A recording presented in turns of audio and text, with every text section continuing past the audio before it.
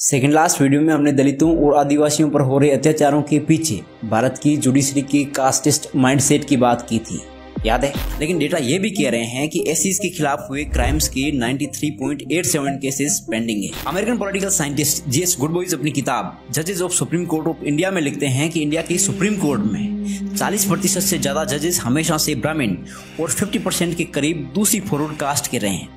गुडबॉयज दावा करते हैं कि सुप्रीम कोर्ट में एससी, एसटी, ओबीसी के जजेस का आंकड़ा कभी भी 10% से ज्यादा नहीं रहा। तो आज हम बात करेंगे भारत की जुडिशरी की कास्टिस्ट माइंडसेट के पीछे के रीजंस की, या यूं कहा जाए सुप्रीम कोर्ट के कुछ एक्स जजेस द्वारा इजाद किए गए एक कोलिजियम सिस्टम जैसे नायाब तरीके की, जो पूरी दुनिया में नया है और अजीब है।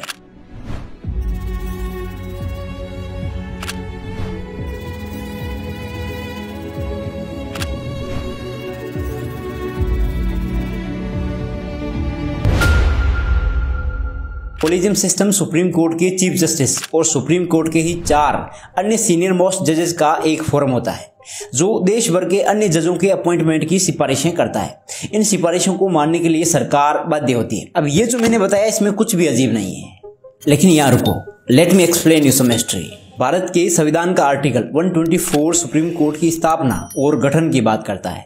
मूल संविधान का आर्टिकल 124 क्लोज 1 कहता है कि भारत के सुप्रीम कोर्ट में एक चीफ जस्टिस और 7 अन्य न्यायाधीश होंगे।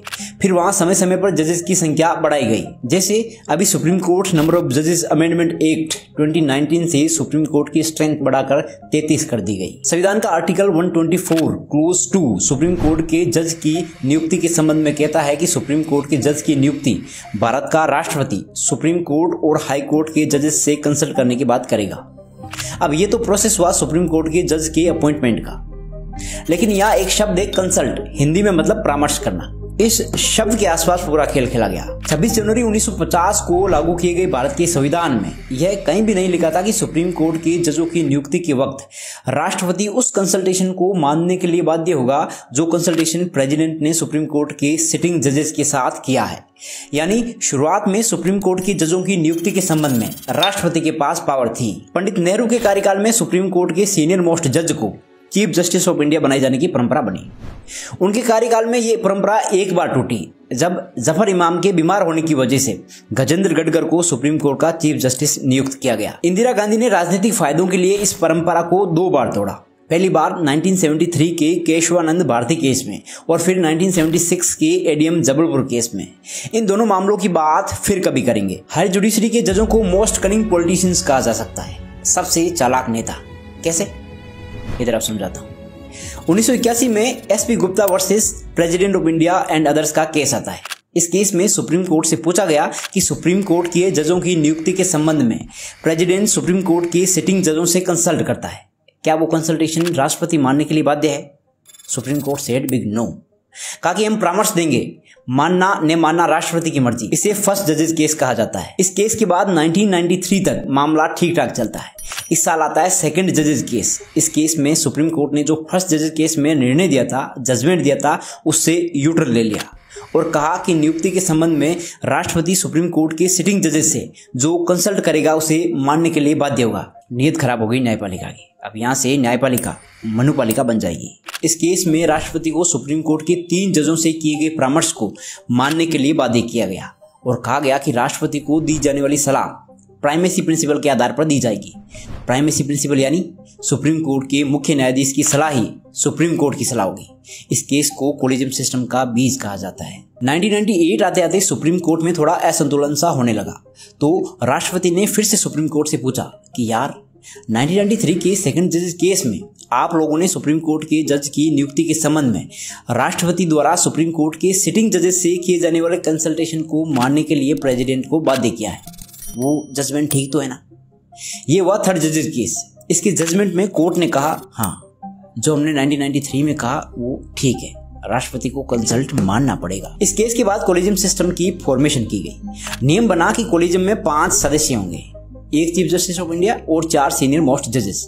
इस फोरम को हेड करेगा चीफ जस्टिस ऑफ इंडिया।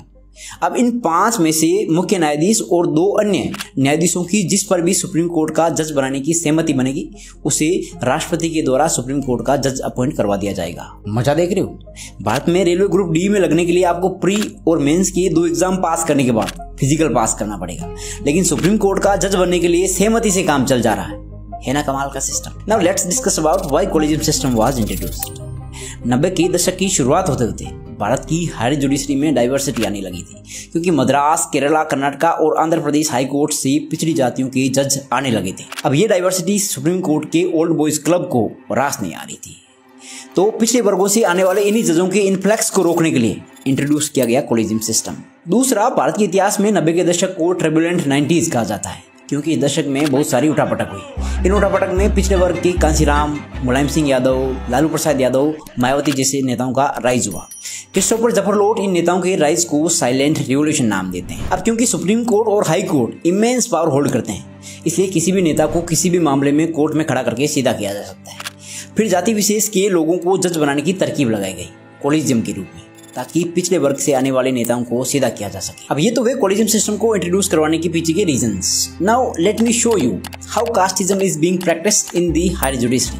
2020 में need for the reservation in higher judiciary of India title की एक रिपोर्ट जीएफ गुड बॉयज की किताब का रेफरेंस लेकर कहती है कि भारत की सुप्रीम कोर्ट में 1950 से लेकर 1989 तक 92.2% जजेस पुरुष, ब्राह्मण और अदर फॉरवर्ड कास्ट के थे। तब से अब तक कुछ खास बदला नहीं है, क्योंकि 1993 में कॉलेजियम सिस्टम इंट्रोड्यूस ही करवा दिया गया था।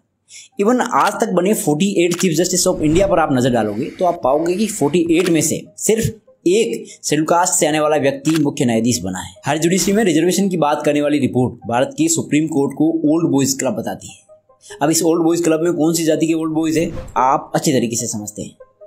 और फिर भारत की हायर जुडिशरी अंकल जज सिंड्रोम से ग्रसित है। एक रिपोर्ट कहती है कि यहाँ हर तीसरा जज किसी न किसी जज का अंकल है। इवन हिंदुस्तान टाइम्स की रिपोर्ट तो हाई कोर्ट्स के 50% जजों के यहाँ पहले से मौजूद जजों के सगे संबंधी होने की बात करती है। वाह, कमाल का nepotism. Now let's talk about how higher judiciary does injustice with SC, ST and OBCs। Supreme court की जज इंदिरा जयसिंह ने 2018 में एक ट्वीट किया और कहा कि 2 ऊंची जाति के जजों ने SC, ST एक्ट को SC, ST रक्षक से ब्राह्मण रक्षक एक्ट बना दिया, क्योंकि सुप्रीम कोर्ट में कोई भी जज SC या ST का नहीं है। आपको पता है उसके बाद क्या हुआ? 2 अप्रैल का देशव्यापी आंदोलन हुआ और शांतिपूर्ण आंदोलन कर रहे SC, ST के लोगों पर गोलियां चली, जिसमें 14-15 लोग मारे गए और सैकड़ों लोग घायल हुए। भारत की हायर जुडिशरी पिछड़े वर्गों के साथ बहुत चालाकी से डिस्क्रिमिनेशन करती है। जैसे SC, ST reservation promotion case 14-15 सालों से पेंडिंग है। सलोनी कुमारी केस जो नीट में OBC के रिजर्वेशन से संबंधित था, वो कई सालों से दबा कर रखा गया। फिर मराठा रिजर्वेशन को जब खत्म करने की बात आई तो कोर्ट ने 6 महीनों में रिजर्वेशन खत्म कर दिया। वहीं EWS जैसे अनकॉन्स्टिट्यूशनल रिजर्वेशन को जब लागू करने की बात आई तो सुप्रीम कोर्ट ने बिना किसी इफ बट किंतु परंतु के हाँ कर दी। इस देश की हायर जुडिशरी में मौजूद जातिवादी मानसिकता का ही कमाल है कि फादर स्टेन स्वामी जैसे लोग जेल में ही मर गए। आनंद तेल तुमड़े, उमर खाली जैसे लोग तो जेल में सड़ते हैं, लेकिन अर्नब गोस्वामी जैसा दंगाई तुरंत बाहर आ जाता है। इलेक्शन का माहौल देखकर राम रहीम जैसे बलात्कारी को तो बाहर निकाल दिया जाता है, लेकिन लालू यादव जैसे पिछड़ों के नेता को जेल में इसीलिए रखा जाता है ताकि उसकी जेल में रखकर उम्र कम की जा सके। आपको पता है ये सब क्यों हो रहा है? सोचो, आपकी और मेरी वजह से, क्योंकि हम सब कॉलेजियम सिस्टम जैसे गलत तरीकों का विरोध नहीं करते। लेकिन चे गुवेरा एक जगह कहते हैं कि मैंने कब्रिस्तान में उन लोगों की भी कब्रें देखी हैं जिन्होंने गलत का विरोध इसलिए नहीं किया क्योंकि उन्हें लगता था कहीं वे मारे ना जाए। तो इस वीडियो में इतना ही। मुझे उम्मीद है वीडियो आपको अच्छा लगा होगा। वीडियो पसंद आया तो वीडियो को लाइक करें, दोस्तों के बीच सही जानकारी शेयर करें, अपने विचार कमेंट बॉक्स में लिख कर बताएं और गलत का विरोध खुलकर करें। जय Bhim. Thank you for tuning in. प्रेम बना रहे।